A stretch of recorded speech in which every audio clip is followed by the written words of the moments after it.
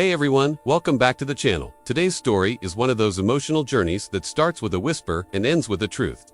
No one ever expected, so sit back because what begins as an ordinary day in a small cozy diner turns into a life-changing moment for a young waitress and an elderly grandmother who had been holding on to hope for far too long. Story begins on a rainy Thursday morning, the kind of morning where people rush inside any warm place just to escape the cold drizzle. The Cozy Spoon Diner sat at the corner of Maple Street, a familiar place for regulars but nothing special to strangers but for Emily, a 22-year-old waitress with tired eyes and a soft smile. The diner wasn't just a workplace, it was her escape from the chaos of her own life. She had grown up in foster care, moving from home to home, never really knowing what it felt like to belong anywhere. But even with the exhaustion of long shifts, she tried her best to stay kind to everyone she served. It was the only thing she felt she could control. Emily had just finished wiping down table for when the doorbell above the entrance chimed. She looked up and saw an elderly woman slowly making her way inside. With the help of a polished wooden cane, the woman looked fragile, her silver hair neatly pinned back, her long coat a little too big on her thin frame, but her eyes were alive, searching, scanning, as if hoping to find something she had been missing for years. Emily greeted her with a warm smile. "Good morning, ma'am. Please take a seat wherever you like," she said. The old woman nodded slowly, choosing a table near the window. Emily walked over with a menu, but before she could place it down, the woman reached out and gently touched Emily's hand, her fingers trembling slightly. "You look like," she whispered, her voice cracking as if she wasn't sure she should even say it.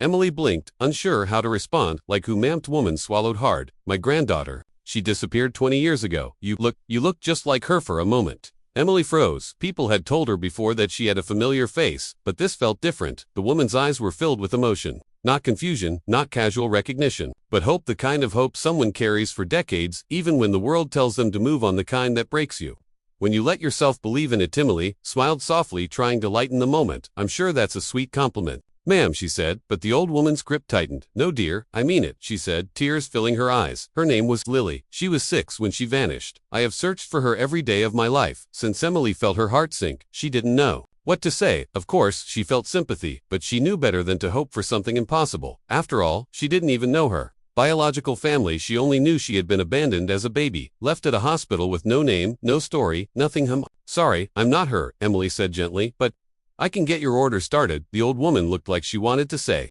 more, but she slowly nodded, letting go of Emily's hand and opening the menu with trembling fingers. Throughout the morning, Emily found herself glancing back at the woman who sat quietly staring at the raindrops racing down the window, her expression a mix of longing and exhaustion. It was clear life hadn't been kind to her, but there was something else, a heaviness deeper than sadness, like someone who had lived too long with unanswered questions. And Emily returned with a cup of warm tea. The woman's eyes softened again. "Thank you, dear," she whispered. "May I ask your name?" "Emily," she replied. "And you?" "Margaret," the woman answered with a weak but kind smile. "I'm sorry if I startled you earlier. It's just that you remind me so much of her. The same eyes, the same dimples." When you Emily tried to smile, but part of her felt a strange pull inside, an uncomfortable curiosity. She pushed it away. Maybe the woman simply missed her granddaughter so much that anyone with even a slight resemblance would spark a memories. The diner grew busier. Emily found herself juggling orders, but each time she walked by Margaret, she felt the woman's gaze following her, not in a creepy way but in a searching, tender, almost desperate way, like a grandmother scanning a crowd hoping her lost grandchild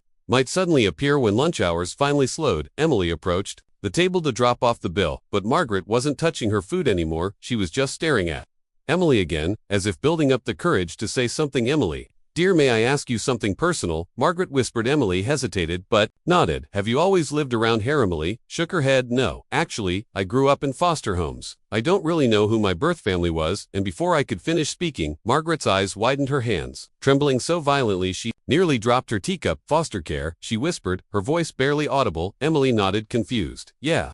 I was abandoned as a baby. They told me someone found me wrapped in a blanket at the hospital entrance. Nothing with me. No note, no name, nothing." Margaret covered her mouth with her hand as tears spilled down her cheeks. "Oh my God," she whispered. "Oh my dear." Emily panicked. "Ma'am, are you all right? Do you need help?" Margaret shook her head. No, I'm fine. I need to ask you one more thing. It may sound strange." Emily nodded gently. "Go ahead." Margaret's voice cracked as she asked, Do you have this birthmark, a small crescent-shaped mark behind your left ear?" Emily's heart suddenly hammered inside her chest. She had that birthmark. She always had, but barely thought about it. How could this stranger know? She pressed her lips together, unsure what to say, but curiosity forced her to answer. "How would you know that?" she asked cautiously. Margaret began to sob softly. "My granddaughter Lily had that exact same birthmark, a tiny crescent like a moon behind her ear. It was the only unique thing about her tiny body. I used to kiss her there every morning. Emily felt the room tilt for a moment. She slowly reached behind her ear, her fingers brushing the small raised mark she had known since childhood. Margaret's eyes widened as she saw the movement, her hand covering her heart. Dear God, she whispered. Lily, is that? Emily stepped back, shaking her head. No, that's impossible. I'm sorry, this is too much, she said, her voice trembling. She didn't want to give this woman false hope, and she didn't want false hope for herself either. She had learned the hard way that expecting too much only led to heartbreak. Margaret looked devastated, but she held out a hand. Please sit with me, just for a moment, please let me explain. Emily hesitated, but something inside her wouldn't let her walk away. She slowly slid into the seat across from Margaret. Winty. Years ago, Margaret began, her voice faint. My daughter was struggling financially, her husband had left, and she had no money, no support. She was ashamed, she didn't want to ask for help from me.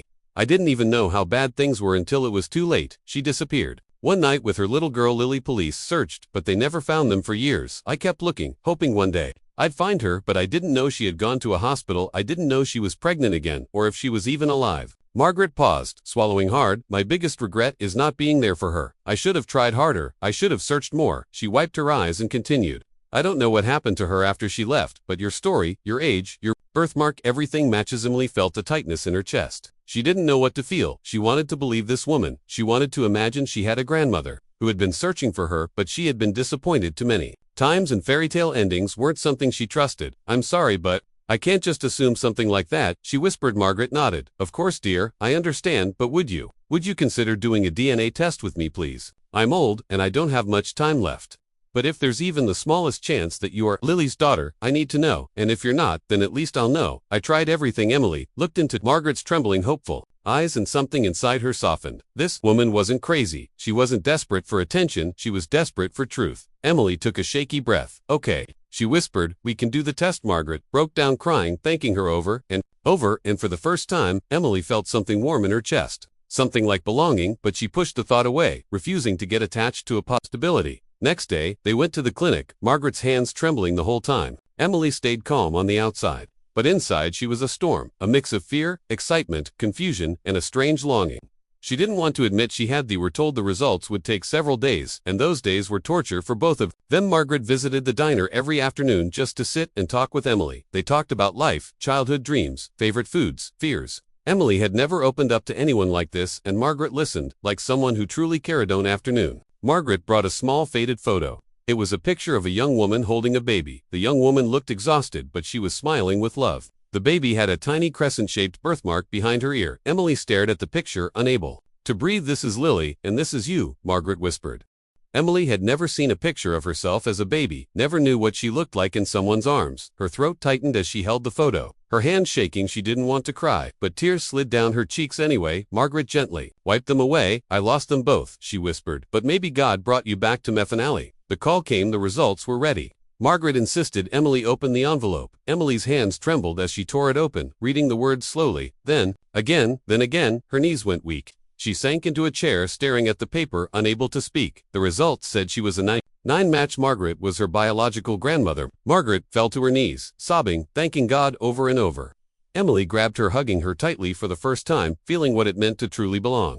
Margaret whispered, my Lily is gone, but you, my dear, you are the last piece of her, and I promise I will never leave you alone. Again, the days that followed were filled with emotions neither of them could control. Emily moved in with Margaret, who refused to let her live alone anymore. The empty house, once filled with silence, was now filled with laughter, late-night talks, shared meals, and healing for both hearts that had been broken for far too long. Emily learned about her mother's life, the struggles she faced, the love she had. Emily cried for a woman she never knew, but felt connected to deeply. Margaret finally had someone to love again, someone to care for, someone who looked like her daughter and smiled like her granddaughter. But the real turning point came weeks later, when Emily found a small box in Margaret's attic. Inside was a tiny silver bracelet engraved with one word, Lily. Margaret explained it was meant for her granddaughter, and now it was Emily's because she wasn't just her granddaughter, she was the living reminder of her daughter's love and sacrifice. Emily wore the bracelet every day, touching it whenever she doubted her worth, whenever she remembered the lonely nights in foster homes when she believed no one in the world cared about